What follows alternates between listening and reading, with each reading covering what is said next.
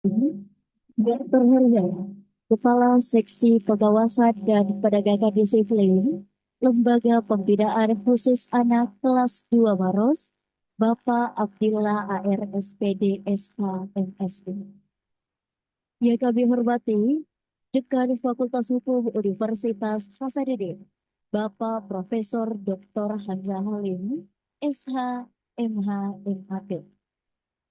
Yang kami hormati, Kepala Departemen Hukum Pidana Fakultas Hukum Universitas Hasanuddin, Ibu Dr. Aziza SHMH. Yang kami hormati, Bapak Ibu dosen dan seluruh sivitas akademika Fakultas Hukum Universitas Hasanuddin, serta yang kami banggakan seluruh peserta kuliah umum hari ini. Assalamualaikum warahmatullahi wabarakatuh. Shalom, Om Swastiastu, Namo Buddhaya, salam sejahtera dan salam kebajikan untuk kita semua. Puja dan puji syukur kita panjatkan kehadirat Tuhan Yang Maha Esa. Karena atas berkah dan karunia-Nya, sehingga kita masih diberi kesehatan dan kesempatan untuk bersama-sama menghadiri kegiatan kita pada hari ini. Baik, hadirin sekalian, dalam rangka Dies Natalis ke-73 Fakultas Hukum Universitas Hasanuddin mengadakan kuliah umum dengan tema Membangun Masa Depan, Reintegrasi Sosial dan Perlindungan Hak Anak dalam Sistem Pemasyarakatan, yang tentu saja akan dibawakan langsung oleh narasumber kita, Bapak Abdillah AR SPD SH MSI, selaku Kepala Seksi Pengawasan dan Penegakan Disiplin Lembaga Pembinaan Khusus Anak Kelas 2 Maros. Tentu saja kuliah umum ini diharapkan menjadi wadah bagi kita untuk saling berdiskusi dan saling berefleksi mendalam mengenai peran hukum sebagai alat transformasi di bidang permasyarakatan anak. Melalui kegiatan ini, kita semua khususnya para sivitas akademika Fakultas Hukum Universitas Hasanuddin dapat memperoleh gambaran praktis dan teoritis tentang upaya reintegrasi sosial anak dalam lingkungan pemasyarakatan serta bagaimana mekanisme perlindungan hak-hak mereka berdasarkan kemanusiaan dan keadilan restoratif. Baik, hadirin sekalian, sebelum kita memasuki acara inti kita pada pagi hari ini, marilah bersama-sama kita mendengarkan bersama sambutan Bapak Abdillah AR SPD SHMSI selaku Kepala Seksi Pengawasan dan Penegakan Disiplin Lembaga Pembinaan Khusus Anak kelas 2 Maros. Kepada Bapak, kami persilahkan dengan hormat.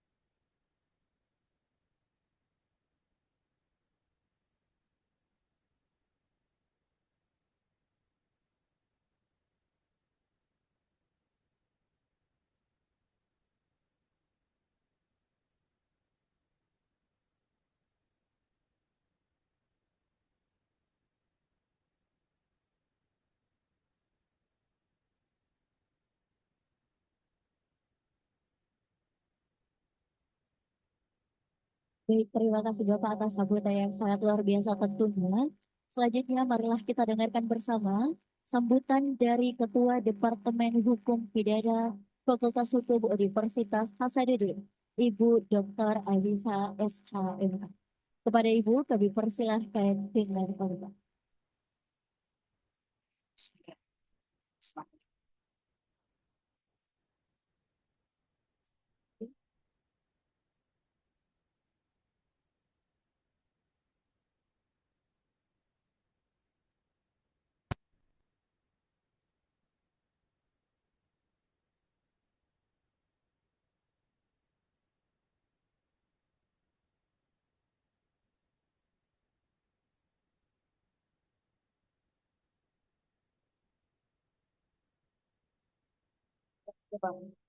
Para dosen.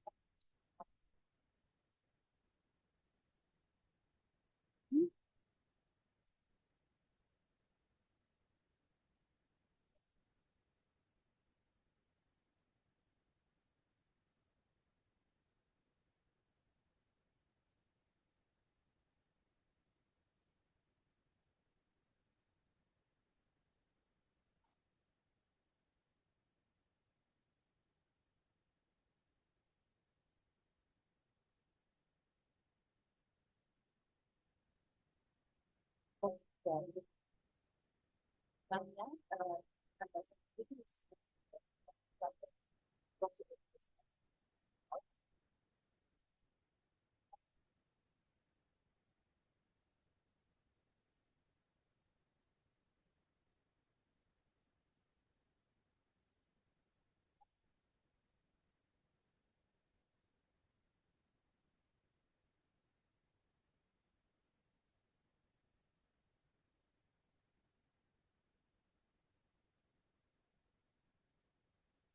pasti dilakukan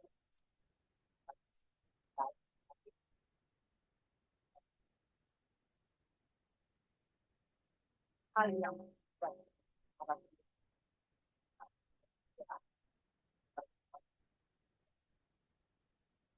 Sampai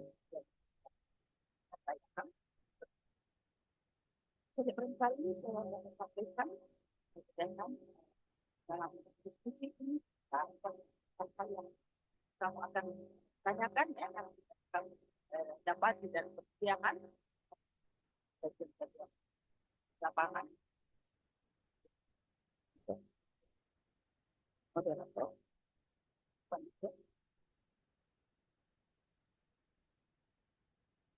Baik, terima kasih banyak Ibu Dr. Aziza SHMH atas sambutan yang sangat luar biasa tentunya.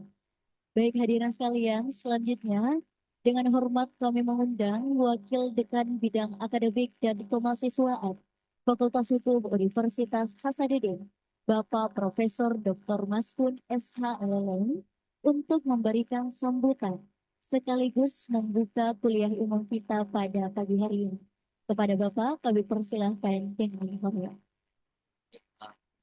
Bismillahirrahmanirrahim. Assalamualaikum warahmatullahi wabarakatuh. Selamat pagi dan salam sejahtera untuk kita semua yang saya hormati tentunya Bapak Kasih Wasgram PPK. Ada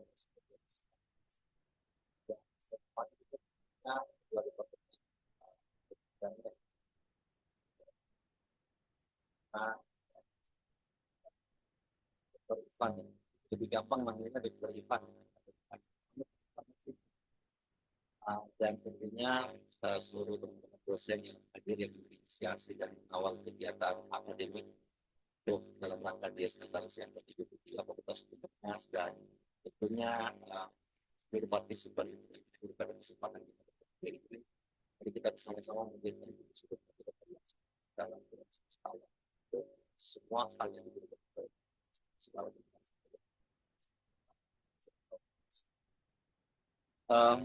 Izinkan saya tentunya mewakili pimpinan fakultas dapat terima kasih banyak dan juga kepada Pak Abdullah. Terima kasih banyak Pak untuk meluangkan waktu berbagi pengetahuan dalam majelis ilmu yang sangat luar biasa ini. Dan tentunya ini adalah bagian dari rentetan kegiatan akademik di dalam rangka DS Natalis ke-73 Fakultas Hukum. Saya pikir bahwa kegiatan hari ini dengan mengusung tema membangun masa depan reintegrasi sosial dan perlindungan anak dalam sistem kesepakatan, banyak hal sebenarnya dengan isu-isu seperti ini yang perlu didekatkan lebih detail lagi kepada mahasiswa kita. Tentunya instrumen hukum atau aspek hukum atau ranah hukum menjadi bagian yang tidak terpisahkan dari persoalan-persoalan seperti ini. Bahkan menurut saya bukan hanya di S1, S2 dan S3 pun sebenarnya adalah ranah yang bisa gunakan kemudian untuk menghasilkan karya-karya uh, akademik sebenarnya baik itu dalam bentuk tugas akhir skripsi ataupun kemudian tugas-tugas akhir lainnya. Yang menurut saya ini masih sedikit dieksplorasi. Menurut saya ini amatan saya boleh jadi salah Pak Abdillah. Tetapi menurut saya ini belum terlalu dieksplorasi karena kemudian kalau saya banyak membaca berbagai jurnal dan buku, mungkin masih sedikit juga buku yang kita temukan yang menulis secara detail misalnya tentang uh, bukan hanya dari sisi tupoksi Pak Abdillah dan di kementerian tentunya, tapi yang paling terpenting adalah bagaimana pesan ini sebenarnya bisa di mencapai sebenarnya dan salah satunya teman-teman semua lah sebenarnya mahasiswa yang kita sangat berharap bisa menjadi media. Mungkin seperti itu. Nah, ini yang perlu kita pikirkan ke depan menurut saya. Kira-kira seperti apa sih sebenarnya benang merah yang kita bangun dan kita jahit dengan cara seperti apa. Kalau saya karena di bidang akademik, maka saya akan menjahitnya salah satunya dengan adalah menuliskan dalam bentuk tugas akhir, baik itu skripsi ataupun karya-karya ilmiah lainnya. Mungkin di berbagai isu kalau saya jadi teman-teman semua karena ini dalam tahun 2023 2024 mungkin saya akan nulis ini di area apa kegiatan pengabdian kepada masyarakat juga bisa atau kemudian kegiatan lomba PKM untuk timnas misalnya. Dan saya ingat saya tahun lalu atau 2 tahun lalu ada satu memang topik yang sampai lolos ke pekan ilmiah siswa tingkat nasional dengan topik yang kurang lebih hampir sama yang kita diskusikan. Artinya apa? Ini menarik kan begitu. Nggak mungkin lolos tingkat nasional kalau nggak menarik kan. Berarti ada ruang bagi teman-teman semua untuk mengeksplorasi dan saya pikir kehadiran Pak Abdillah adalah sebuah berkah untuk kita. Kesempatan saya tahu beliau sangat sibuk, tetapi meluangkan waktu untuk bersama-sama kita menjadi ini menjadi bagian yang tidak terpisahkan. Oleh karena itu sekali lagi mewakili dan terima kasih banyak Pak dan sekaligus juga memohon maaf jika kemudian ada yang tidak berkenan dalam pelaksanaan kuliah umum. Oleh karena itu, mari kita bersama-sama dengan perlindungan Allah Subhanahu Wa Taala tahun ini kita lakukan dan mudah-mudahan sampai selesai tidak ada kendala apapun dan saya mengajak kita bersama-sama untuk membuka acara kuliah umum sebagai bagian dari kegiatan Dies Natalis ke-73 Fakultas Hukum UNAS dengan mengucapkan Bismillahirrahmanirrahim. Terima kasih. Assalamualaikum warahmatullahi wabarakatuh. Selamat. Waalaikumsalam warahmatullahi wabarakatuh. Terima kasih kepada Bapak Profesor Dr. Baskut SHLM atas sambutan yang sangat inspiratif sekaligus membuka acara kita pada pagi hari ini. Baik hadirin sekalian, sebagai ungkapan rasa terima kasih dan penghargaan yang setinggi-tingginya atas kesediaan Bapak Abdillah AR SPD SHMSI untuk berbagi ilmu dan pengalaman serta pengetahuan beliau sebagai narasumber kita pada pagi hari ini, Fakultas Hukum Universitas Hasanuddin akan menyerahkan sebuah piagam penghargaan. Untuk itu kami mohon izin kepada Wakil Dekan Bidang Akademik dan Kemahasiswaan Fakultas Hukum Universitas Hasanuddin, Profesor Dr. Maskun SHLLM, untuk menyerahkan piagam dan juga kami memohon izin kepada Bapak Kepala Seksi Pengawasan dan Penegakan Disiplin LPKA 2 Maros, Bapak Abdillah AR SPD SHMSI, sekiranya berkenan untuk maju ke depan.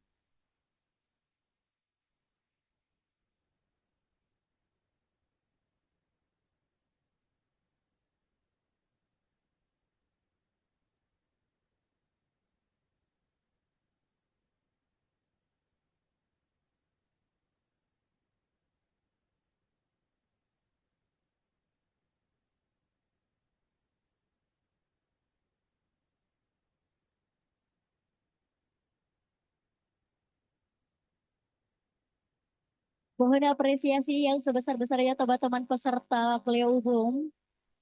Baik, semoga kegiatan kita kali ini dapat menjadi momentum untuk meningkatkan kerjasama dan pengembangan ilmu pengetahuan di masa mendatang.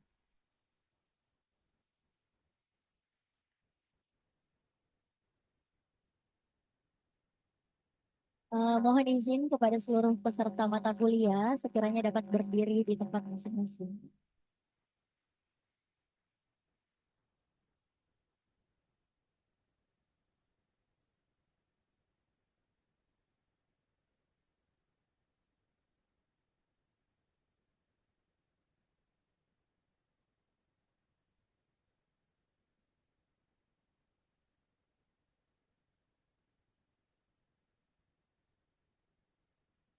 Baik, terima kasih. Baik hadirin sekalian, demikianlah sambutan dan rangkaian acara pembukaan kita pada pagi hari ini. Selanjutnya saya persilahkan kepada moderator hebat kita, Bapak Dr. Syarif Sadam Rifani Parawansa SHMH, untuk memandu jalannya kuliah umum kita pada hari ini. Kepada Bapak Syarif Sadam Rifani Parawansa SHMH, waktu dan tempat kami persilahkan. Assalamualaikum warahmatullahi wabarakatuh.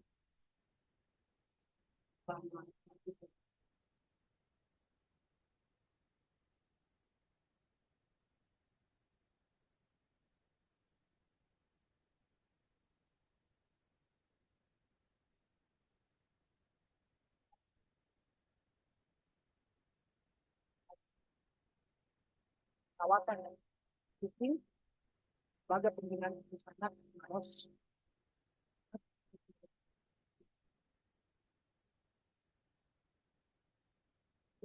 tinggi. Kan saya ini yang hidup sebentar juga nama dengan saya sebagai Ismail ini kami bukan Bamaros ini pekerjaan dan imigrasi dan pendidikan ini kerja lembaga pembinaan pendidikan satu pendidikan SPD tahun 2003 di Universitas Indonesia kemarin. S2 Magister Hukum di Universitas Makassar tahun 2007. S1 Hukum tahun 2009 di Sekolah Tinggi Hukum kemarin. Pekerjaan beliau saat ini menjabat sebagai Kepala Seksi Pengawasan dan Pengembangan Hukum pada Lembaga Pembinaan Khusus Anak Maros. Sebelumnya juga beliau menjabat jabatan yang sama Kepala Seksi Pengawasan Hukum pada IPKA Partai. Untuk berbagi waktu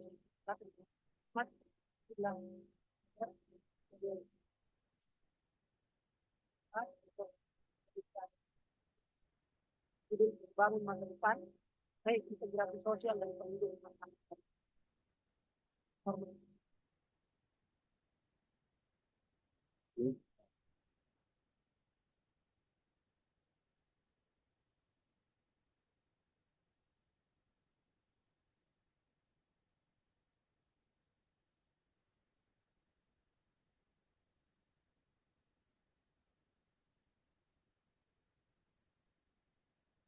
Akan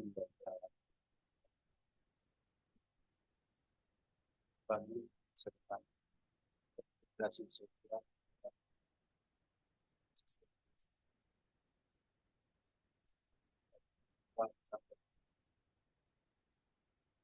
kesempatan dalam hal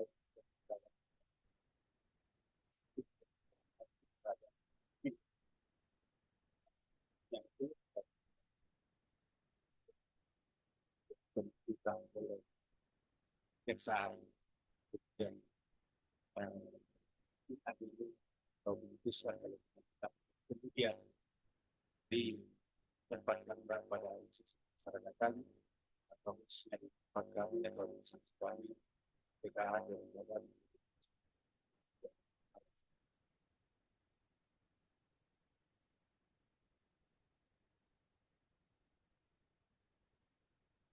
pada slide yang Ya, alur ini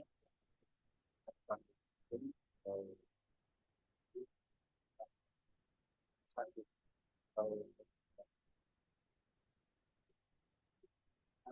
awal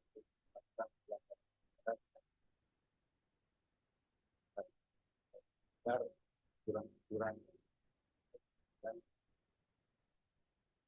yang lain yang yang yang yang keputusan bersama atau tidak anak dan kemudian ada kemungkinan dikembalikan kepada orang tua atau wali, tapi yang kita akan bahas pada hari ini adalah bagi mereka atau anak kita yang kemudian ditempatkan di LPKA harus untuk selanjutnya kita bukan sebagai pemilik.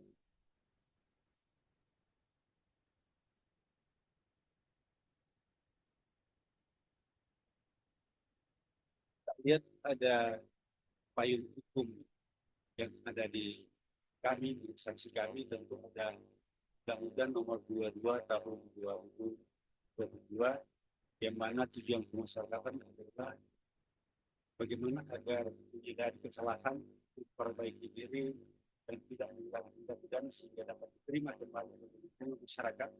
Dapat secara wajar sebagai warga binaan yang mendapatkan sebenarnya kalau mungkin pemikiran secara orang-orang awam bahwa lembaga pemasyarakatan umumnya atau LPKA itu adalah sesuatu tempat yang keras atau bengis atau kejam. Itu mungkin saatnya kita menghilangkan persepsi itu. Saatnya kita mengubah mindset kita, pemikiran kita bahwa sebenarnya masyarakat adalah sebagai suatu wadah, sebagai tempat untuk melakukan pembinaan terhadap orang-orang yang telah melakukan pelanggaran dan saatnya kita semua itu terlibat di dalam hal melakukan pembinaan terhadap mereka. Karena kalau hanya sendiri dari petugas atau pegawai masyarakat itu melakukan itu tanpa bantuan dari pihak yang berkompeten, itu tentu hasilnya tidak akan semaksimal apa yang menjadi harapan daripada undang-undang pemasyarakatan ini.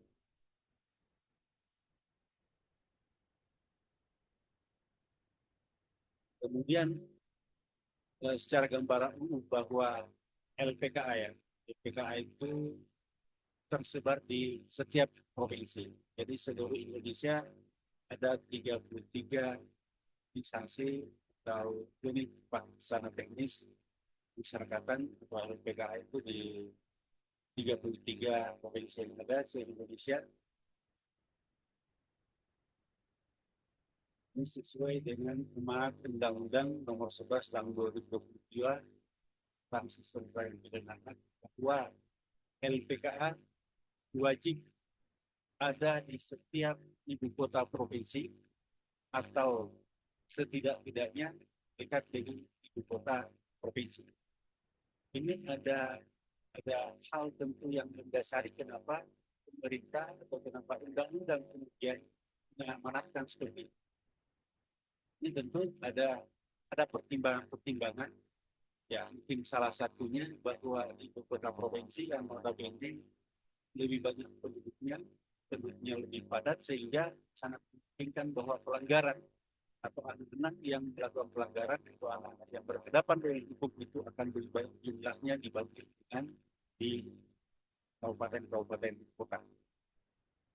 Sehingga diamanatkanlah oleh Undang-Undang 11 tentang SPPA ini bahwa LPKA berada di kota provinsi atau dekat dengan kota provinsi, sehingga pada saat itu ditempatkanlah di Maros. Ini merupakan tetangga dari kota provinsi tadi Sulawesi Selatan.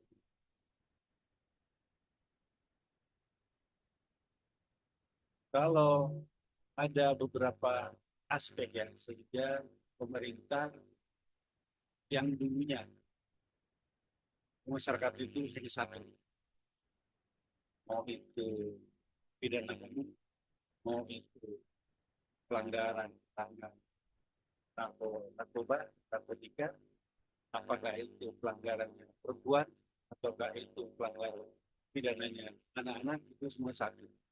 Tapi yang kemudian karena perkembangan zaman, jika pemerintah memandang perlu untuk membentuk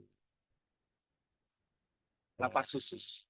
Yang saya maksudkan lapas khusus di sini adalah termasuk yang disebutkan tadi, lembaga pemasyarakatan narkotika, lembaga pemasyarakatan perempuan, lembaga pemasyarakatan atau LPK. Kalau di Sulawesi Selatan, kalau lapas narkotika itu adanya di Ulangi Kabupaten Goa Sukuminasa yang berdampingan dengan lembaga pemasyarakatan perempuan dan juga berdekatan dengan rumah detensi imigrasi. Itu perangas di sana. Itu ada 3 institusi yang berdampingan di tempat itu. Itu karena adanya beberapa aspek pertimbangan termasuk aspek psikologis. Karena dengan dipisahkannya ini agar supaya pelaku kejahatan tertentu seperti narkotika tidak lagi mengeksploitasi atau memberikan pengetahuan baru tentang bagaimana menjadi pelaku penyalahguna narkotika ini, sehingga pelaku pelanggaran undang-undang tentang narkotika ini ditempatkan atau ditempatkan pada tempat yang khusus, dan supaya pembinaannya juga dilakukan secara khusus di tempat itu. Sama juga dengan anak-anak. Kalau anak-anak itu ada perhatian khusus yang harus dilakukan, bagaimana mulai dari membangun pendidikannya dan bagaimana melakukan pembinaan terhadap yang bersangkutan. Itu ada pertimbangan yang dilakukan sehingga dilakukanlah pemisahan antara lapas umum dan lapas anak.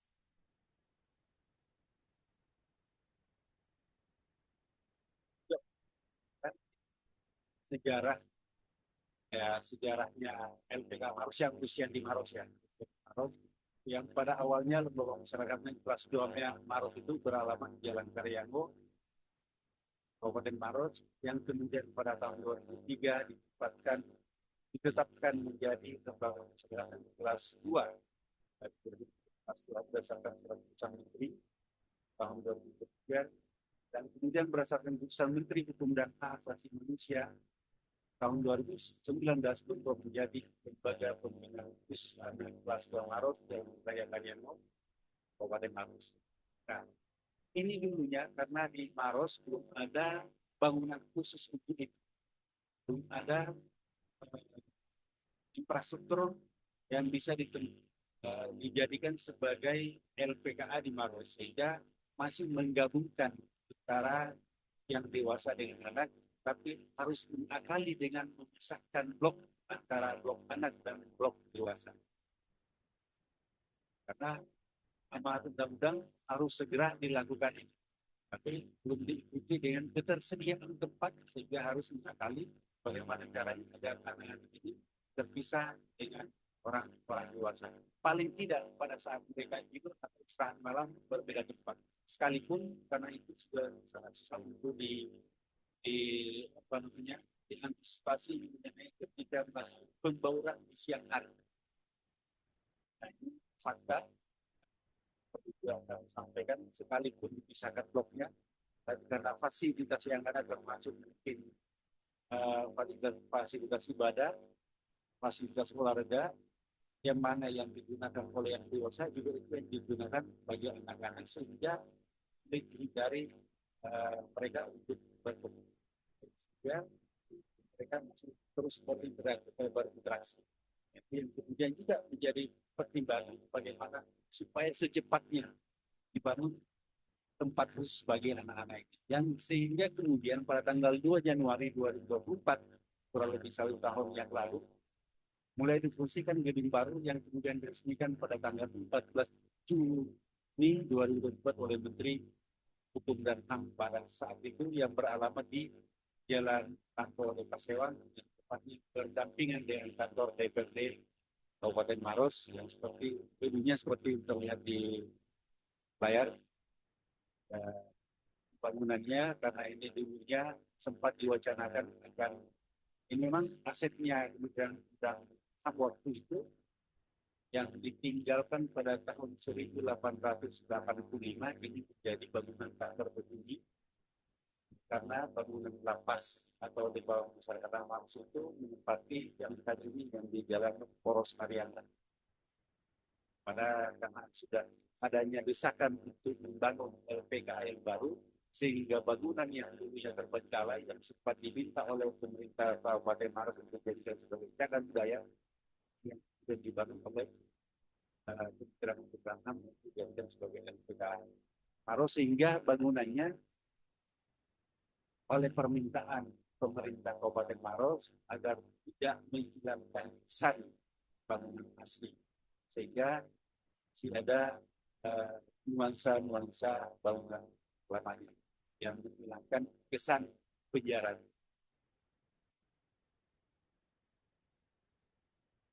Nah, sekilas kita lihat tentang struktur organisasi yang dipimpin oleh seorang kepala lembaga pembinaan anak yang lebih sering dikenal sebagai Kalapas. Kalau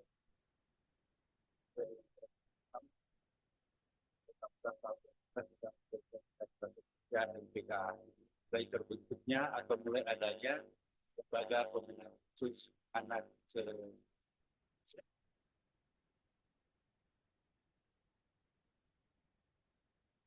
kepada tugas perseksian, tugas perseksi yang ada di LPKA. Di LPKA kelas 2 itu ada seksi. Pertama, subbagian ini adalah tanggaan melalui seperti setiap instansi yang ada di Indonesia dan fungsinya dan atur bagaimana tentang tangga tidak perlu secara spesifik saya sampaikan. Kemudian ada seksi registrasi itu ada 2 subseksi di bawahnya. Subseksi registrasi yang melakukan tugasnya pengregistrasian dan pengolahan data yang mulai masuk sampai keluarnya melalui dan pendatangan anak-anak atau anak yang masuk ke PKI sampai kemudian registernya pun di pembuatan surat bebas atau lepasnya di tempat itu, di subseksi registrasi. Selain subseksi registrasi juga ada namanya subseksi pemilihan dan pengklasifikasian. Artinya melakukan pemilihan terhadap anak untuk keperluan program pemilihan dan klasifikasi.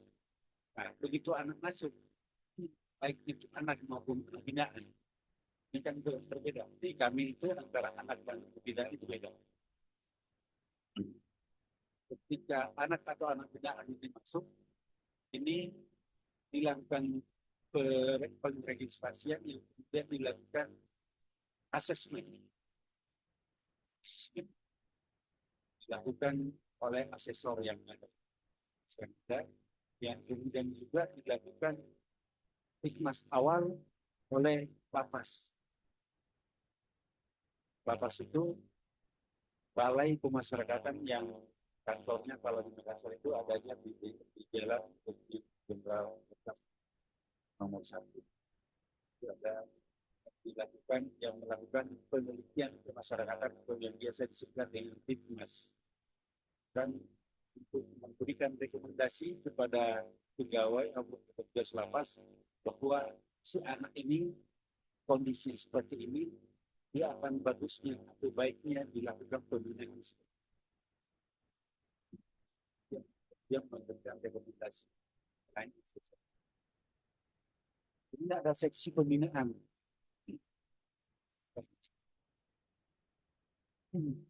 Di bawah seksi pembinaan ada dua subseksi. Yang pertama seksi pendidikan dan pembinaan kemasyarakatan yang menyusun dan melaksanakan program pendidikan pelatih keterampilan pembinaan kemasyarakatan dan kebebasan. Ini terpusat untuk kegiatan-kegiatan pembinaan, baik itu pembinaan pendidikan, pembinaan kepribadian maupun pembinaan kemandirian. Kemudian ada seksi yang lain lagi, yaitu seksi pengawasan. Ini tempat saya, dan penegakan disiplin atau yang biasa disingkat Wasgakim atau biasa disingkat juga PPD, pengawasan dan penegakan disiplin. Nah, ini ada satu subseksi bawahnya, subseksi administrasi pengawasan dan penegakan disiplin yang melakukan yang tugas dalam fungsi ini melakukan pengawasan dan pengamanan penindakan pelanggaran disiplin dan penindakan disiplin, penerimaan pengaduan serta administrasi pengawasan. Ini di bawahnya ada review pengawasan yang dikepalai oleh seorang kepala review pengawasan. Kalau di lapas dinamakan review pengamanan. Di tempat kami review pengawasan yang melakukan pengawasan 1 kali 24 jam yang terbagi atas 4 review pengawasan. Terbagi atas 4 review pengawasan yang sifat itu yang sifat siang, malam, dan satu yang bergulir terus. Itu yang sifat itu yang di pengawasan itu semua tanggal biru, tapi kadang-kadang biru jadi merah. Semua tanggal hitam, kalender hitam, tapi kadang-kadang juga jadi merah. Kadang-kadang seperti ini ada yang off, hari kerja off karena lepas tugas. Ada yang kadang-kadang hari raya, hari Ahad, mereka melaksanakan tugas karena sesuai dengan jadwal yang sudah diatur dan sudah ditentukan oleh ini. Kemudian pelanggaran disiplin. Saya kira di tempat manapun juga, dimanapun itu kadang-kadang ada saja yang melakukan pelanggaran-pelanggaran aturan yang jadi makanya perlu adanya pengawasan dan penindakan disiplin. Kalau untuk disiplinkan anak, ya harus ada sanksi, punishment yang harus diterima ketika mereka melakukan pelanggaran yang tetap mengacu kepada aturan dan undang-undang yang berlaku.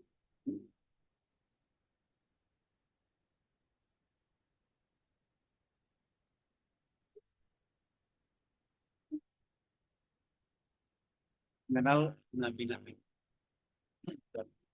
Ini tadi yang disampaikan bahwa anak binaan itu adalah bagi mereka-mereka yang sudah mempunyai kekuatan hukum yang tetap atau ada sudah divonis, baik itu yang divonis oleh tingkat peradilan pertama atau tingkat banding atau tingkat kasasi. Apakah itu putusannya dari pengadilan tinggi atau mahkamah agung. Ini yang disebut selanjutnya sebagai anak binaan. Kalau anak adalah bagi yang mereka-mereka yang sementara berproses belum memiliki kekuatan hukum tetap atau masih berproses di pengadilan. Ini yang membedakan antara yang dewasa dengan anak-anak.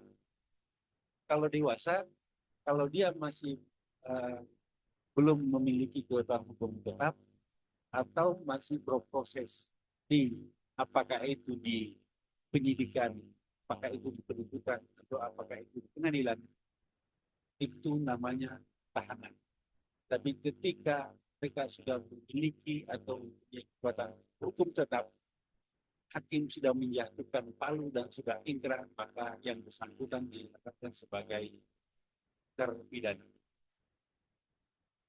Ketika jatuh palu menjadi terpidana, tapi ketika mereka sudah menjalani pidananya di lembaga pemasyarakatan atau di institusi pemasyarakatan disebut sebagai narapidana, yang kemudian seterusnya dikenal dengan nama warga binaan pemasyarakatan. Untuk semakin menghaluskan bahasa-bahasanya agar supaya secara psikologi itu bagi mereka-mereka yang berada di masyarakat dihaluskan bahasanya agar supaya tidak terganggu secara keseluruhan.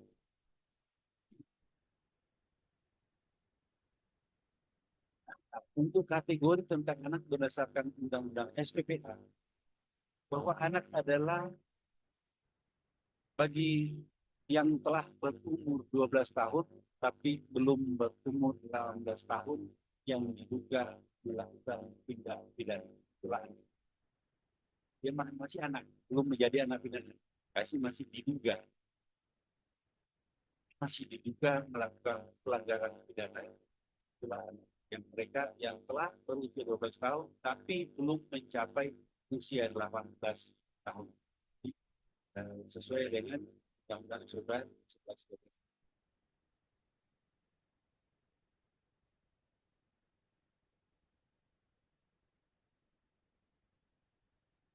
Nah, Undang-Undang SPPA juga tentu menjadi pedoman di dalam perlakuan anak di LPKA.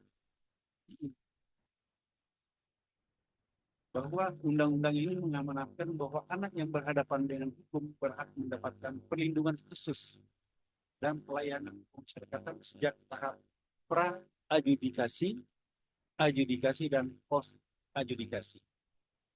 Yang kembali disampaikan bahwa di kami tentu berada di hilir, berarti berada di post-adjudikasi. Ini tahapannya. Tahapan para adjudikasi, tahap sebelum proses peradilan pidana, misalnya saat penyidikan. Kemudian adjudikasinya pada saat berada di persidangan. Kemudian kalau pos adjudikasi pada saat mereka dilakukan pembinaan di institusi pemasyarakatan. Ini kita main data dulu. Sesuai dengan data yang ada di LPK Maros per tanggal 5 Mei 2020 kemarin. Dan sampai sekarang masih dilakukan. Berdasarkan asal anak ini, ya, kalau sini kita lihat lantai menyumbangkan 1 orang, ya, 3 orang, memberikan 2 orang, 2 orang, 4 orang, dan seterusnya. Kalau kita lihat di sini yang terbanyak Makassar menyumbangkan 15 orang. Nah ini berarti apa yang menjadi pertimbangan pada Undang-Undang SPPA bahwa LPKA itu berada di ibu kota provinsi atau setidak-tidaknya berada di dekat ibu kota provinsi, ya, karena prediksi atau perkiraan bahwa pelanggaran terjadi itu akan lebih banyak berada di ibu kota provinsi yang notabene bentuknya lebih banyak, yang mungkin permasalahan-permasalahannya juga akan lebih kompleks yang berada di pusat kota. Nah, kemudian dari tingkat pendidikan, dari kami yang tingkat pendidikan, ada yang tidak sekolah 10 orang, SD 11 orang, sampai tingkat SMP 33 orang, dan yang menjadi pendidikan sampai SMA 26 orang. Artinya cuma 10% dari 60 orang yang ada yang sampai tingkat pendidikan. Jadi mahasiswa ketika mereka kemudian dan berjumpa sampai lebih banyak melakukan tindak pidana bagi yang tingkat pendidikannya lebih rendah dan dengan berbagai alasan-alasannya permasalahan-permasalahan yang bisa diteliti di tempat kami juga, supaya kami ingin apa yang diteliti itu bisa menjadi referensi ketika ada kesimpulan, ada saran yang jadi tindak lanjut atas usulan yang kami skripsi atau disertasi dari siswa ini. Itu ini data dari asal mereka dan tingkat pendidikan. Yang tingkat kejahatan berdasarkan tingkat kejahatan juga bisa jadi acuan untuk melakukan kegiatan. Lebih banyak, ini lebih dari 50% yang melakukan tindak pidana itu. Tindak pidana yang dilakukannya adalah tentang perlindungan. Dan kemudian dari tingkat kejahatan perlindungan anak yang dilakukan itu lebih banyak lagi kepada pelecehan seksual. Ini data yang kami pada sampai hari ini seperti 35 anak yang ada di LPK Maros itu pelanggaran pidananya adalah tentang perlindungan. Dan dari sejumlah 35 ini didominasi oleh pelecehan seksual. Karena perlindungan anak itu ketika anaknya yang menjadi korban, ya, ketika anaknya menjadi korban, apakah itu perundungan, apakah itu penganiayaan, apakah itu pelecehan seksual. Nah, yang terbanyak dari 35 ini adalah yang dilakukannya adalah pelecehan seksual. Yang disusul dari pencurian. Dan ada 7 orang yang narkotika. Ini bisa dilakukan penelitian terkait hal ini. Cenderung melakukan jangan pencurian atau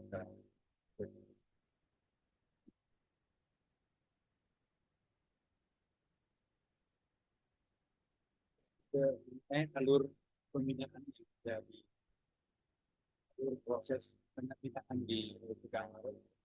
Pertama ketika mereka masuk penerimaan dan registrasi. Karena diterima di LPK berdasarkan surat dan dokumen yang sah. Tentu kan harus memeriksa mulai dari surat perintah penahanan, perpanjangan penahanan, kemudian putusan pengadilan, kemudian berita acara pelaksanaan putusan. Nah, supaya jangan sampai menghindari nama yang sama, kemudian orang yang berbeda. Ini kan memungkinkan ini terjadi. Jadi harus memeriksa secara teliti, secara cermat, apakah orangnya ini betul yang dimaksudkan. Termasuk data-datanya. Karena akan kewalahan di kami nantinya ketika data-data tidak sesuai dengan apa yang seharusnya. Karena maaf, kadang-kadang di instansi-instansi tertentu atau bahkan mungkin di instansi atau di kita sendiri saja kadang-kadang melakukan copy paste tanpa mengedit secara keseluruhan data yang ada, sehingga mungkin masih ada data yang lain yang tidak diedit sehingga muncul data itu yang tidak seharusnya berada di surat itu. Ya, harus dengan teliti memeriksa keabsahan dari segala dokumen-dokumen yang ada ketika kami menerima baik itu anak maupun anak-anak.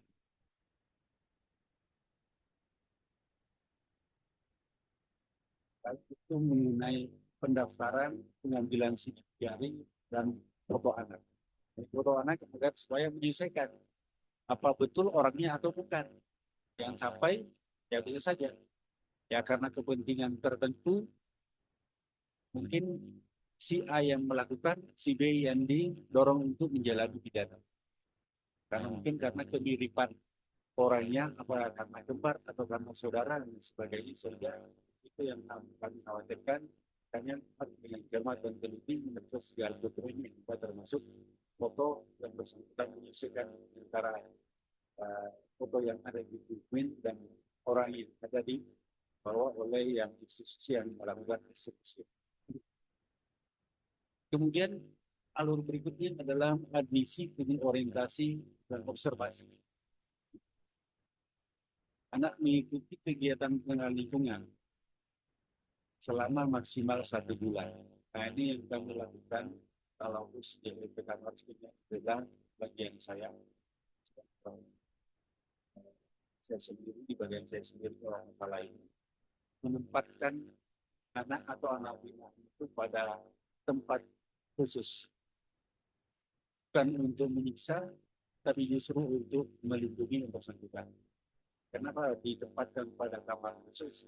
Agar supaya yang bersangkutan ketika setiap orang yang masuk di tempat kami itu masih ada stigma negatif yang lama. Ketika masuk dipukulan, ketika masuk dikeroyok, ketika masuk disiksa sama senior. Nah, makanya dari itu untuk memberikan perlindungan kepada mereka untuk sementara ditempatkan pada tempat yang khusus yang lebih terlindungi. Kami karena anak saya hanya menggunakan 1 minggu. Kalau di dewasa biasanya 2 minggu. Dan saya hanya menggunakan 1 minggu. Itu ketika mereka sudah mulai berbaur, mereka sudah saling kenal antara satu lain, itu kami sudah keluarkan dari tempat khusus tadi atau yang kami kenal dengan nama kamar pengaduan masa pengendara. Karena kadang-kadang yang baru masuk barang saja anak tapi dewasa kemudian biasanya dengan sudah uang perempuan yang sekarang itu tapi kadang-kadang juga dari keluarga mereka anak saya itu cara masalah ya kita tidak tahu ada musuhnya di dalam. Kita tahu anak yang di luar bukan mungkin musuhnya mereka yang bersangkutan, tapi ada titipan yang cek bro itu kawan saya itu ada masuk sana itu nggak tahu ini dulu diajari dulu dan lain sebagainya. Cepat lagi karya bilang perlu ada yang menambah pengetahuan. Nah, di sini juga sudah dilakukan penelitian ke masyarakat. Peran Bapak sini sudah ada untuk melakukan litmas awal. Litmas ini penting masyarakat. Itu mengetahui lebih ini bagaimana latar belakang keluarganya, latar belakang sosialnya, latar belakang pendidikannya, guna menentukan arah proses pembinaan yang akan kita lakukan. Nah, dengan hasil litmas dan asesmen yang digunakan untuk menyusun rencana program pembinaan pendidikan apa yang akan diberikan. Ya, ketika mereka dia hanya sampai tingkat SD tentu pakai A. Kalau hanya sampai SMP, PT. Kalau SMA berarti pakai C.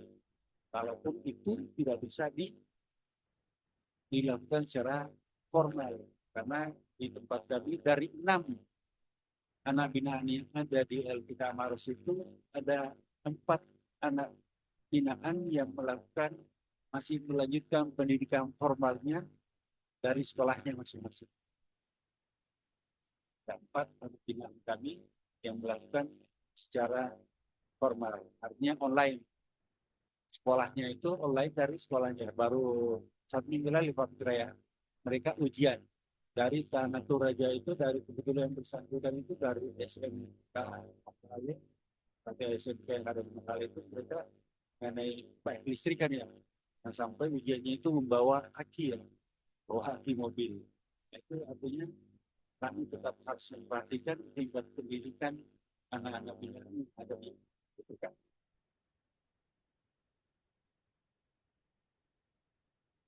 Ya, berdasarkan dengan asesmen dan penelitian kemasyarakatan tadi ini, kita bisa merencanakan program.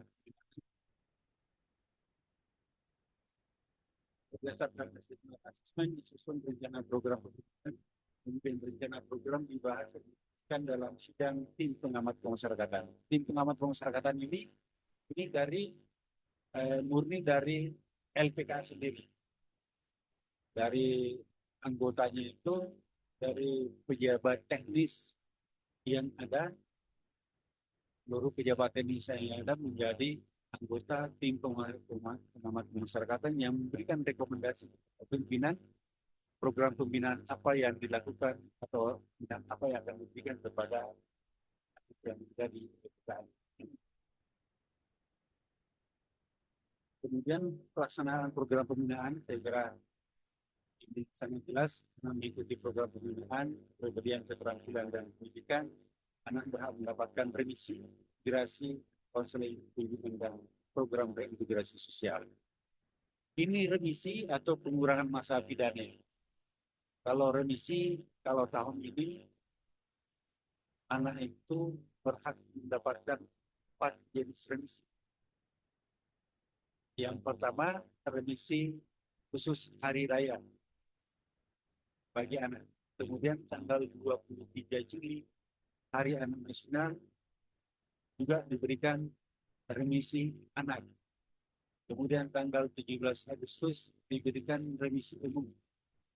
Pada tanggal yang sama, juga diberikan remisi dasawarsa. Dasawarsa atau kelipatan 10 dari tahun kemerdekaan kita.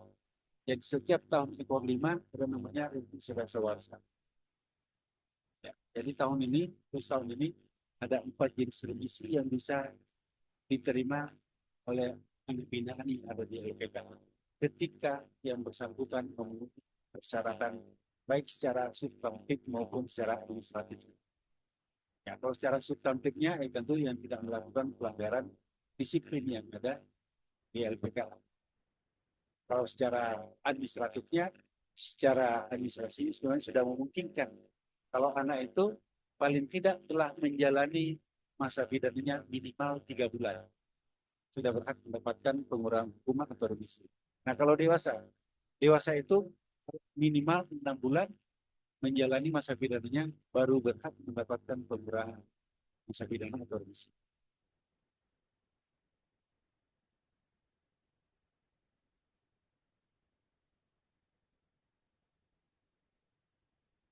Lalu proses anak binaan di LPKM ada pembinaan tahap lanjutan, kemudian ada pembinaan tahap akhir dan pembebasan. Tahap lanjutan, anak mengikuti program segala bentuk pembinaan yang ada di LPKA. Kemudian untuk pembinaan akhirnya anak diserahkan kepada Balai Pemasyarakatan. Kalau ini sudah berada pada proses akhir bagi LPKA sudah menyerahkan kepada Balai Pemasyarakatan untuk pembimbingan ketika berada di luar terhadap anak yang telah memperoleh reintegrasi sosial atau dilakukan percepatan pembebasannya. Percepatan pembebasan itu melalui yang diawali dengan pengurangan masa pidana atau remisi yang kemudian diberikan hak pembebasan bersyarat. Pembebasan bersyarat bagi anak yang telah menjalani minimal 1/2 masa pidananya. Ini 1/2.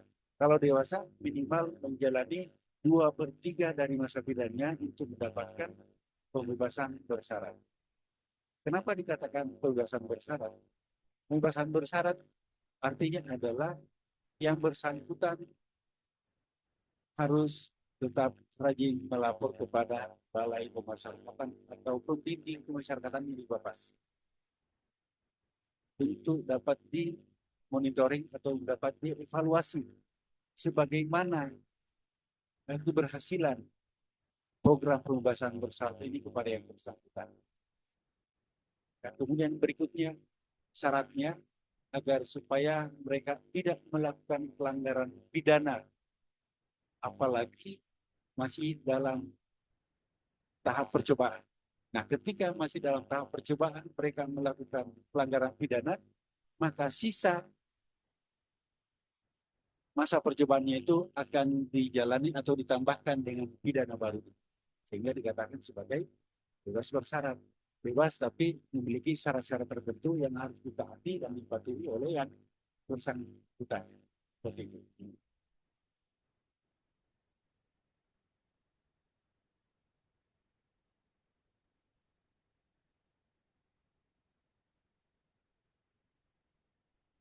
dan tidak beralih kepada kewajiban aturan larangan pembinaan ketika berada di LPK.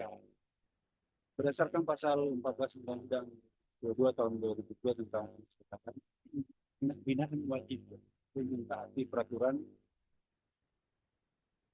di program pembinaan secara tertib, memelihara kehidupan yang bersih, aman, tertib dan damai, menghormati hak asasi setiap orang di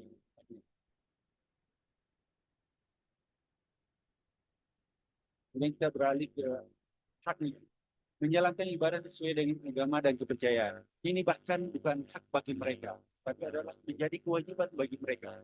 Karena kenapa? Mereka diwajibkan oleh petugas melakukan salat berjamaah 5 kali sehari. Nah, kalau duhur dan asar bagi Islam ya, kalau duhur dan asar mereka wajib melakukan salat berjamaah di masjid. Sementara kalau maghrib, isya dan subuh mereka juga diwajibkan melaksanakan sholat berjamaah di kamar masjid. Dan ini kami mewajibkan kepada petugas kami untuk membuat dokumentasi, melaporkan ke grup WhatsApp bahwa yang kamar sekian sampai sekian melakukan sholat berjamaah supaya kami juga bisa memantau bahwa petugas melakukan tugasnya dengan baik. Mereka mengirim atau men-share foto-foto pelaksanaan kegiatan itu bahwa mereka tetap melakukan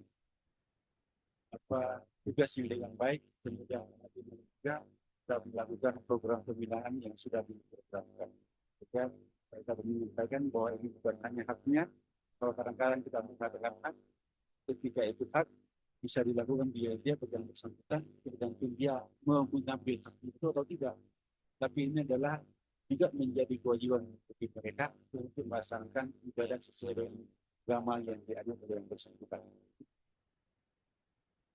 Mendapatkan perawatan baik jasmani maupun rohani. Di tempat kami ada klinik, ada perawat, ada dokter untuk jasmaninya, kemudian rohaninya. Kita bekerja sama juga dengan Kementerian Agama, baik itu yang Islam maupun Nasrani. Kemudian untuk Nasrani juga ada dari berbagai persatuan gereja, baik yang di Makassar maupun yang ada di Maros, itu memberikan bimbingan kerohaniaan bagi mendapatkan pendidikan dan pengajaran serta kegiatan-kegiatan lain. Saya kira ini ada beberapa ini menjadi hak di dalam mereka yang tentu kami sebagai petugas harus memenuhi apa yang menjadi hak mereka.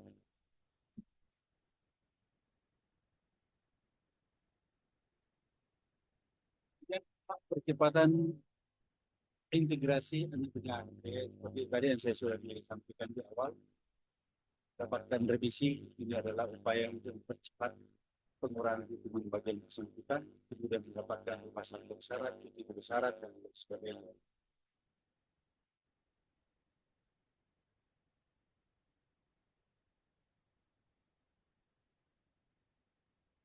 Ini pembinaan ada 3 jenis yang ada di LPKA ya. Pertama, pembinaan pendidikan, baik itu pendidikan formal, non formal maupun formal. Kemudian pendidikan kepribadian, ini pembinaan mental dan spiritual, peningkatan kesadaran hukum, peningkatan kesadaran berbangsa dan bernegara, pembinaan kemandirian, pelatihan keterampilan, pengembangan minat dan bakat. Nanti kita mungkin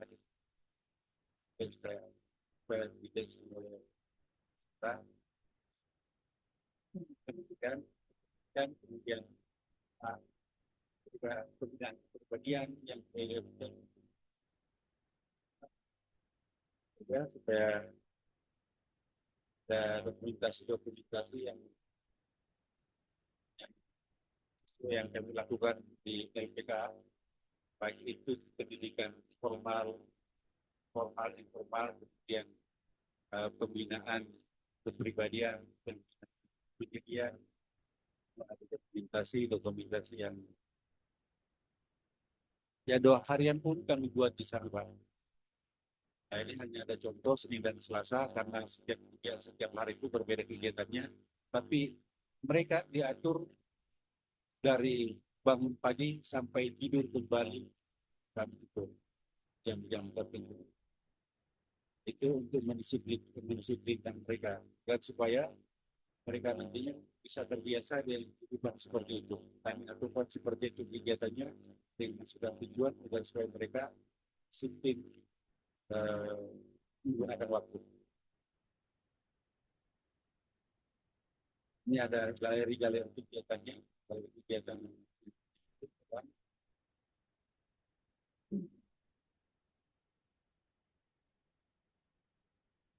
beberapa mitra kerjasama. Ini karena seperti yang saya sampaikan di awal bahwa kami petugas masyarakat tidak akan bisa berhasil dengan baik tanpa adanya stakeholder yang terlibat di dalamnya untuk melakukan kegiatan-kegiatan pembinaan dilakukan oleh anak-anak dengan pendidikan, dengan agama, pemberdayaan perempuan dan pengembangan kesehatan dan sebagainya dan dilakukan bersama yang terkait dengan perdagangan itu dan misalnya terkait tersebut guna melancarkan program pembinaan dari kita. Karena binaan tugas kita semua, mereka adalah anak-anak yang tersesat arah. Tugas kita bukan menghakimi, tapi menuntun kembali, membina mereka bukan hanya tanggung jawab LPKA, tapi panggilan hati kita semua sebagai manusia dan sebagai bangsa. Nah, ini sebagai ilustrasi Pak, Bu, diajak semua mahasiswa, masa depan menanti, sekalipun mereka berada di belajar jeruji, kami harus mempersiapkan masa depannya. Karena siapa lagi kalau bukan mereka-mereka nanti akan menjadi penerus bangsa.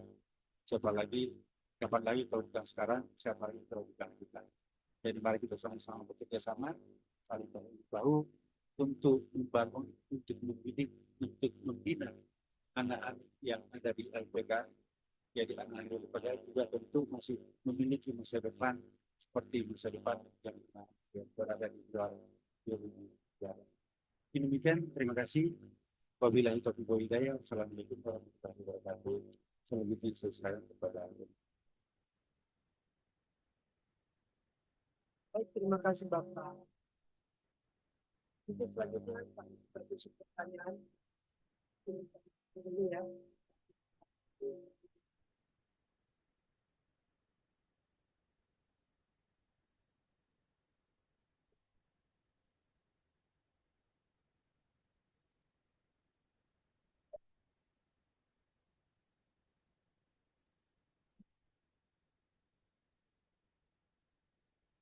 Assalamualaikum warahmatullahi wabarakatuh. Kenalkan, nama saya Muhammad Iqbal Gunawan. Saya angkatan 2022 dan dari Prodi Ilmu Hukum. Terima kasih atas kesempatannya.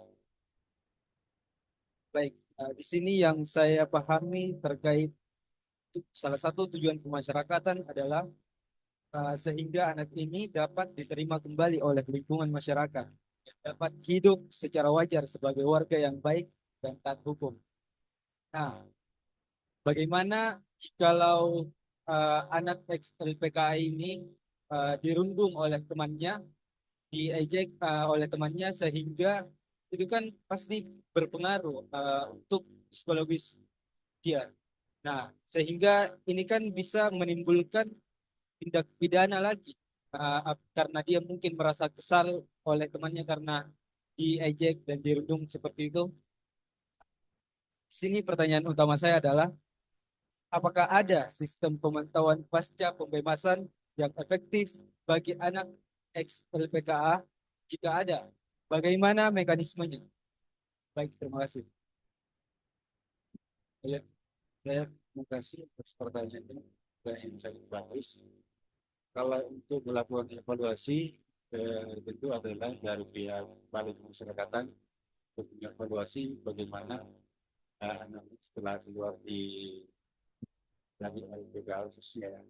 Kemudian untuk secara psikologisnya ketika mereka sudah berada di luar, mereka mendapatkan perlindungan, mereka mendapatkan ejekan, cemoohan bahwa ini mereka dari penjara, dari balik jeruji, dari LPKA, dari lapas, dari hutan dan sebagainya.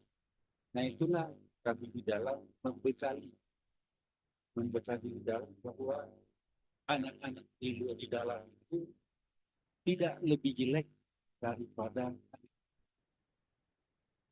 kami berikan pemahaman dan kami semua memahami bahwa orang di luar belum tentu lebih baik daripada orang yang di dalam. Orang yang di luar itu, orang yang di dalam itu adalah orang yang dicintai oleh Yang Maha Kuasa karena diberikan peringatan secara dini. Itu penguatan mereka, penguatan kepada mereka. Kami memberikan penguatan kepada mereka agar supaya mereka ketika nanti pembawa orang di dalam masyarakat bisa membawa diri, tidak lagi merasa rendah diri, ya, tidak lagi merasa diri bahwa saya X dari LPK, X dari penjara. Nah, itulah bekal-bekal yang kami berikan kepada mereka agar supaya mereka tegar ketika mereka keluar nanti. Selain dari itu, tentu dengan pendidikan, tentu dengan pembinaan yang kami berikan kepada mereka, itu akan menjadi bekal nantinya ketika berada di luar.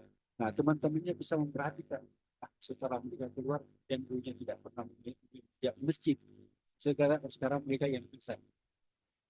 Dengan pembinaan seperti itu, dengan pendekatan-pendekatan seperti itu, yang bisa mereka bawa dan supaya mereka tidak merasa lagi. Justru mereka dari dalam penjara, dari balik mereka akan lebih merasa bersyukur karena mendapatkan kegiatan-kegiatan baik itu pendidikan kepada dia kepribadian maupun pendidikan. Jadi dengan adanya kegiatan-kegiatan pembinaan pendidikan mereka itu kami harapkan agar supaya bisa menjadi bekal bagi mereka. Kegiatan keterampilan yang diberikan kepada mereka agar supaya menjadi modal untuk hidup bermasyarakat. Jadi ya mungkin dari sisi sosialnya, bahkan juga mungkin dari sisi ekonomis bisa menunjang mereka. Karena kegiatan-kegiatan di dalam seperti kita secara sekilas bisa diperlihatkan bagaimana membudidayakan atau bagaimana merawat ikan nila, bagaimana bercocok tanam dan kegiatan-kegiatan yang lain seperti itu ya. Yang kegiatan dan pembekalan yang kami berikan, kami harapkan supaya mereka tidak lagi merasa rendah diri terhadap teman-temannya yang di luar. Asli untuk tadi kedua sudah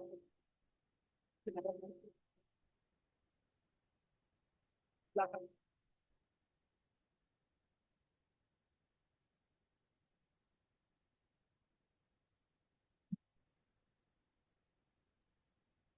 Baik, terima kasih atas kesempatan yang telah diberikan kepada saya. Mungkin pertanyaan saya di luar konteks, namun ini cukup problematik. Apa aja dulu? Nama saya Ahmad Padilabu dari Prodi Ilmu Hukum. Sudah menjadi rahasia umum bahwa pungli merupakan salah satu masalah klasik yang terjadi di lapas. Dan ini relevan dengan tupoksi dan tugas lapas sebagai kepala seksi pengawasan dan penegakan disiplin. Pertanyaan saya cukup sederhana.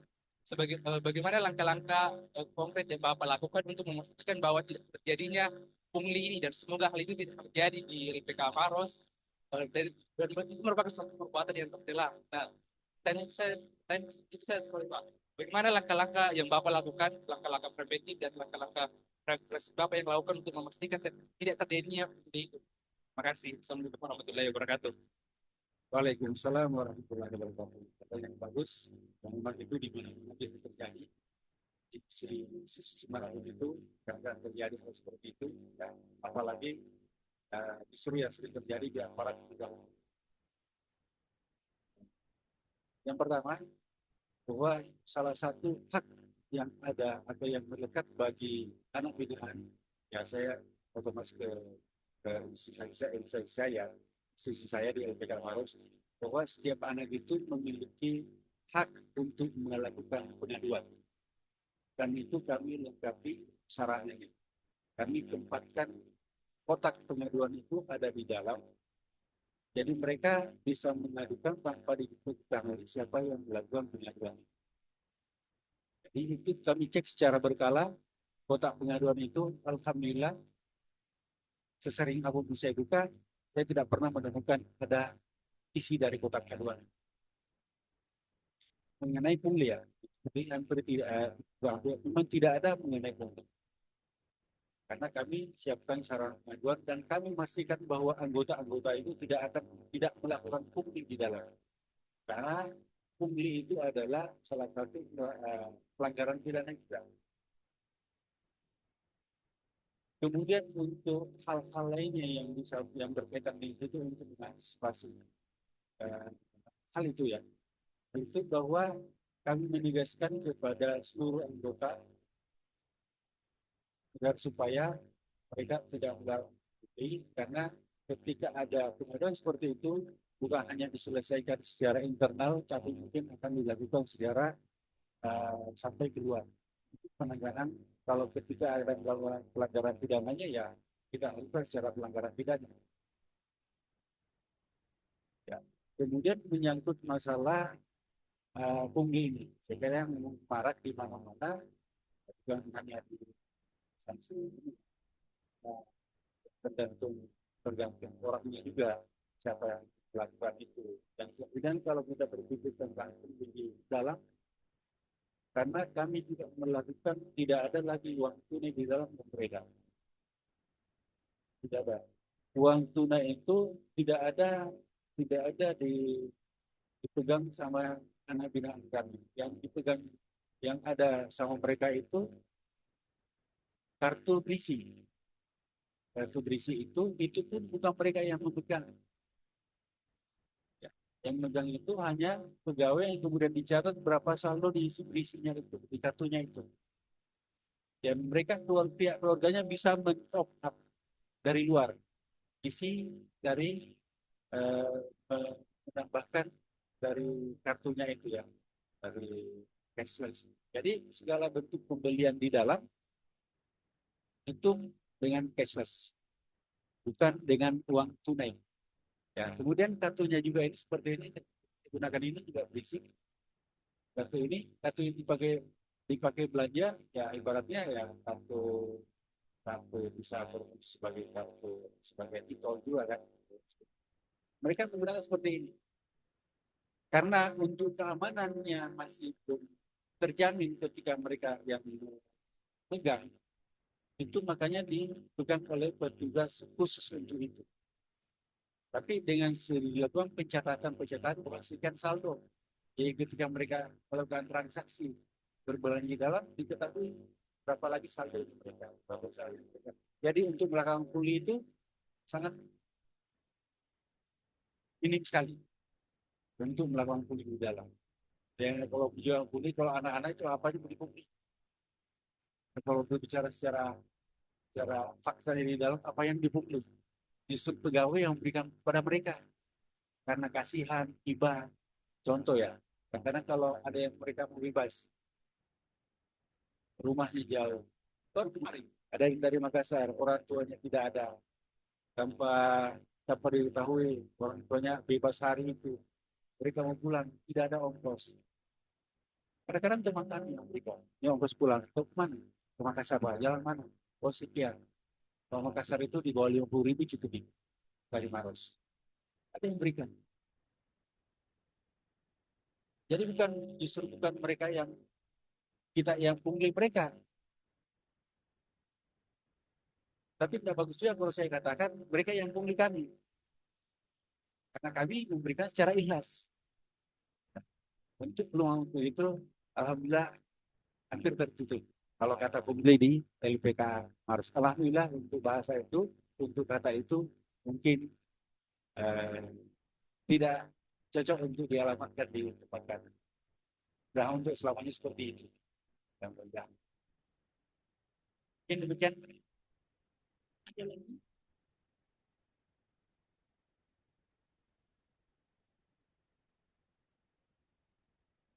Baik, terima kasih telah diberikan. Perkenalkan, nama saya Fadila Azhara dari program studi ilmu hukum. Pertanyaan saya ini timbul karena karena mungkin anak-anak yang berada di LPKA latar belakang dari keluarga yang tidak disiplin. Sehingga ketika anak itu masuk di LPKA, mereka hidupnya harus disiplin. Yang mana Bapak tadi katakan bahwa kehidupan mereka diatur dari bangun tidur sampai tidur kembali. Lalu, apakah ada kesulitan yang dari Bapak yang anak-anak ini susah diatur? Lalu bagaimana kemudian solusi dari para yang bertugas di membina anak-anak tersebut? Dan pertanyaan saya kemudian, bagaimana kemudian LPKA dapat mengukur parameter kesuksesan sebelum melepas anak itu kembali ke masyarakat? Bagaimana mengukur agar mereka bisa produktif kembali pada saat kembali ke masyarakat, karena seperti yang kita ketahui bahwa anak itu tergantung dari lingkungannya ya Pak. Jadi apakah mungkin ketika mereka kembali di lingkungan yang baik, anak itu akan kembali ke sejalan awal. Terima kasih Pak. Tuh. Ya, terima kasih. Ini real yang ada di dalam ya. Gini, kalau masalah bagaimana mensiasati ya, nah itu disiplin mereka ya mungkin biasanya ketika mereka di luar yang disiplin, kemudian kami disiplinkan di dalam, termasuk salah satunya adalah kegiatan-kegiatan mulai dari bangun tidur sampai hidup kembali dan atau seperti itu. Ya, saya ambil contoh ya. Contoh salah satunya bagi yang muslim, maaf ya saya mengambil contoh muslim karena saya beragama. Ya, contoh untuk kegiatan sholat ya, sholat. Dan sholat itu mungkin pertama ketika mereka di dalam, mereka adalah mereka masih merasa terpaksa karena mereka merasa takut sama pegawai. Karena itu, yang kemudian lama-kelamaan berubah menjadi malu-malu ketika tidak melakukan yang awalnya terpaksa, kemudian seiring berjalannya waktu berubah menjadi malu-malu ketika tidak melaksanakan sholat pada waktunya. Diharapkan kemudian tidak lagi menjadi malu-malu, tapi menjadi kebutuhannya mereka untuk sholat. Ya. Yang awalnya merasa terpaksa, yang kemudian malu-malu ketika tidak melakukan, yang kemudian menjadi kebutuhan. Sholat itu menjadi kebutuhannya. Ibaratnya ketika seseorang pola makannya pagi, siang, dan malam, ketika tidak makan di salah satu waktu itu, mereka merasa butuh makan. Mereka belum lengkap dalam satu hari itu ketika tidak makan siang, pagi, siang, dan malam. Ya, ketika pagi, siang, dan malam tidak makan, mereka ada kebutuhannya tidak terpenuhi, sama dengan masalah sholat tadi. Yang mereka awalnya terpaksa melakukan karena menjadi aturan, yang lama-lama menjadi malu-malu ketika tidak melakukan, yang kemudian menjadi kebutuhannya untuk melakukan. Itu yang kami lakukan. Makanya tadi saya disampaikan untuk pemaparan, sholat itu bukan hanya menjadi hak bagi mereka, tapi sudah diwajibkan untuk melakukan itu. Dengan tujuan, dengan maksud dan tujuannya adalah mendisiplinkan untuk melaksanakan kegiatan pembinaan yang ada di dalam. Nah, seperti itu. Yang dalam kehidupan lain juga kita harapkan juga seperti itu, masalah kedisiplinannya untuk melakukan pada saat ini jam tidur ya tidur, pada saat ini jam makan ya makan, dan supaya tertib di dalam hal penggunaan waktu. Kemudian untuk mengukur keberhasilan, tentu kami melakukannya hanya sebelum mereka keluar. Nah, karena itu kami berada di dalam. Kalau untuk mengukur tingkat keberhasilan itu, tentu melalui observasi, melalui bagaimana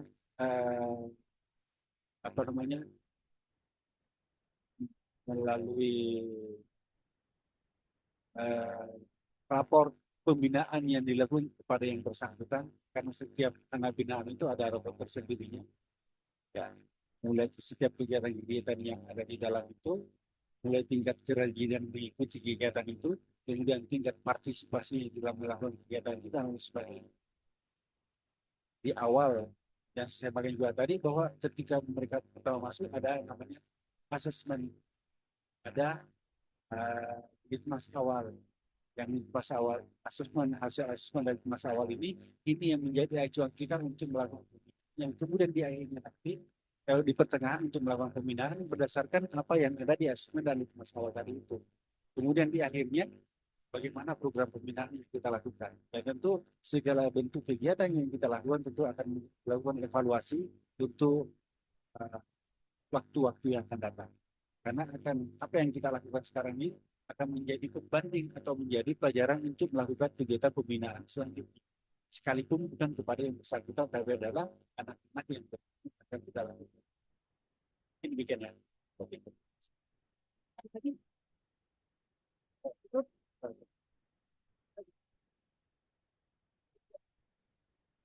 kasih.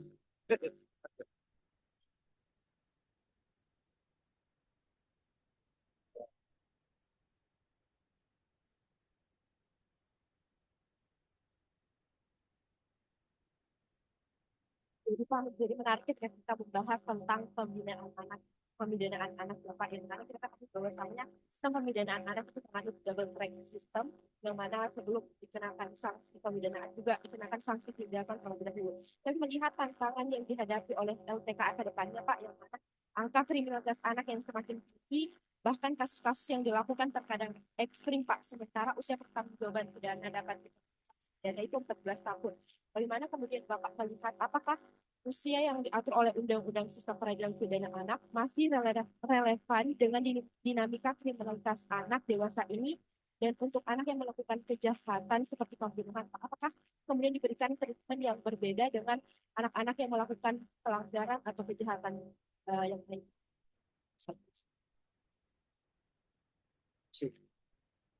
Atas pertanyaannya, saya kira menyangkut masalah usia dulu ya. Masalah usia, saya kira apa yang ditentukan dan kemudian tertuang di dalam Undang-Undang 1112 itu bahwa usia yang bisa mempertanggungjawabkan punishment atau sanksi dari pelanggaran pidana yang dilakukan oleh anak itu adalah usia yang seperti itu.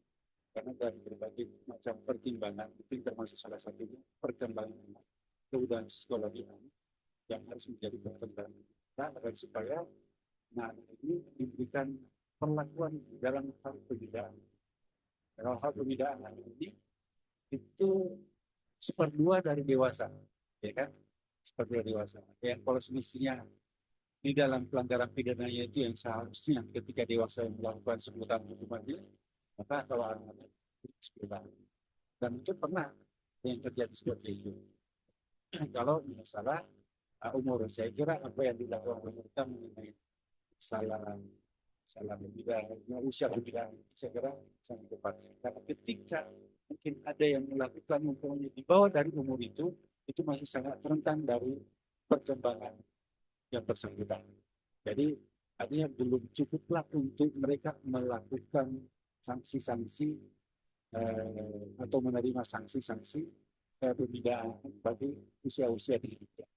Masalah dari usia, ya. Saya kira kita sepakat mungkin dari segi usia, kalau 11 tahun, 10 tahun, mungkin itu masih jauh dari kesenjangan ketika terjadi pelanggaran-pelanggaran pidana. Sanjay.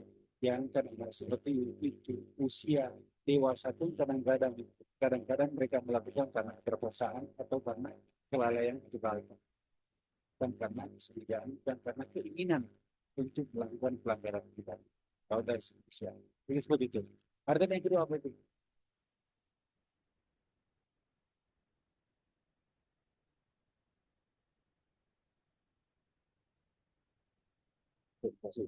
Kalau masalah treatment itu secara khusus di dalam aturan sebenarnya sama. Tapi yang menentukan kemudian adalah bagaimana hasil asesmennya. Kemudian bagaimana trik pembinaannya itu di dalam. Tapi secara apa namanya, secara aturannya tidak ada yang mengatur secara spesifik tentang hal itu. Tapi adalah mereka bagaimana di dalam, bagaimana petugas mengklasifikasi kasus per kasus kemudian pribadi ke pribadi setiap anak yang ada itu untuk melakukan pendekatan yang kemudian dilakukan pembinaan secara berbeda dengan dia. Jadi seperti itu. Kalau secara aturan yang spesifik mengatur tentang itu adalah eh, dipersemakan semua anak yang melakukan pelanggaran pidana. Tapi pembinaannya itu di dalam pelaksanaannya itu yang berbeda. Hanya secara pelaksanaan saja yang berbeda yang ada di dalam LPK itu. Bukan aturan tidak ada yang berbeda. Tapi ya itu tadi hasil asesmen sangat menentukan, hasil litmas sangat menentukan untuk melakukan program pembinaan selanjutnya. Ya, terima kasih. Ya, sudah ya. Kita berikan aplaus dong. Saya mau bertanya satu. Pernah nggak nih dapat peristiwa dia tidur sampai tidak bangun-bangun? Ini jangan.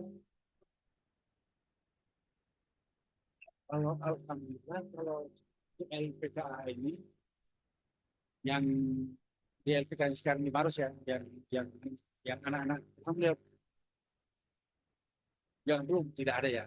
Semoga tidak. Kalau saya masih di dewasa dulu pernah.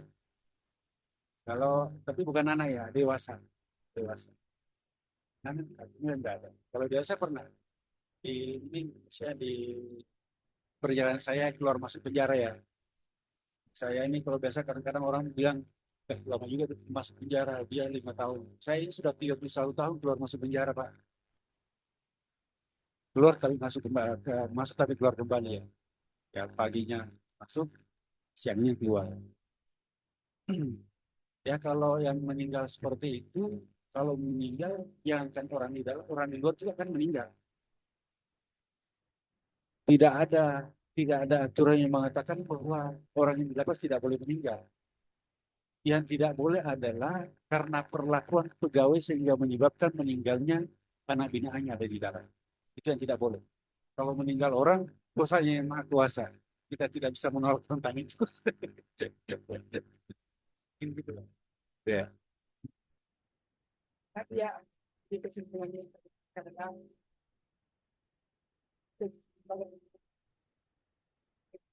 dengan banyak sudah diatur dalam undang nomor 11 2013 tentang sistem peradilan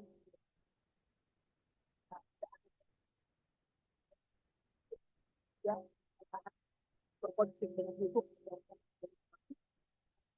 dan ada anak sebagai ada anak yang berkonflik dengan hukum telah berumur 12 tahun tetapi belum berumur 8 itu juga dengan korban dan belum berumur di bawah umur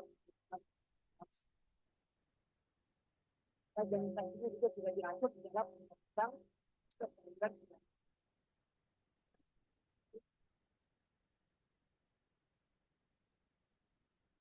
secara tambahan informasi juga Bapak dan juga insya Allah bulan depan pun akan diberikan 15 orang siswa untuk mengikuti pakaian profesi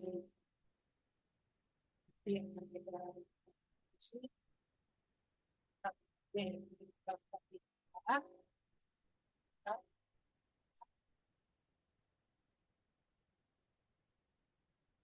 satu lokasi yang tiga lokasi juga dituliskan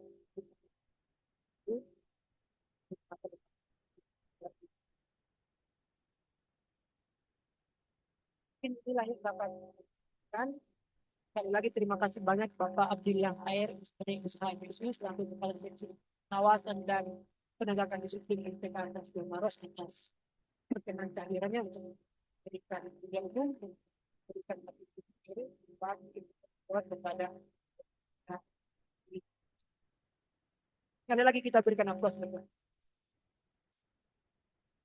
Saya kembalikan kepada Baik, terima kasih. Dengan berakhirnya sesi tanya jawab, maka berakhir kuliah umum kita yang sangat bermanfaat tentunya pada pagi hari ini. Atas nama panitia, kami menyampaikan terima kasih yang sebesar-besarnya kepada Bapak Abdillah AR SPD SHMSI selaku Kepala Seksi Pengawasan dan Penegakan Disiplin LPKA 2 Maros atas kesediaan beliau untuk berbagi ilmu dan pengalaman yang sangat luar biasa tentunya pada hari ini. Kemudian tak lupa pula terima kasih kepada Bapak Moderator serta teman-teman sekalian, para peserta kuliah umum atas atensi dan keaktifan yang sangat luar biasa untuk mendengarkan dan mengikuti seluruh materi yang telah diberikan oleh Pak Abdullah. Semoga apa yang telah kita peroleh hari ini dapat menjadi inspirasi dan motivasi bagi kita semua dan terus berkontribusi nyata dalam membangun masa depan yang lebih baik terutama bagi anak-anak Indonesia ke depannya. Demikian penutup acara kuliah umum pada hari ini. Sekali lagi saya ucapkan terima kasih atas kehadiran dan partisipasinya. Semoga pertemuan ini membawa manfaat bagi kita semua. Saya Mustika Syahrudin selaku Master of Ceremony pamit undur diri. Sekian terima kasih. Wassalamualaikum warahmatullahi wabarakatuh.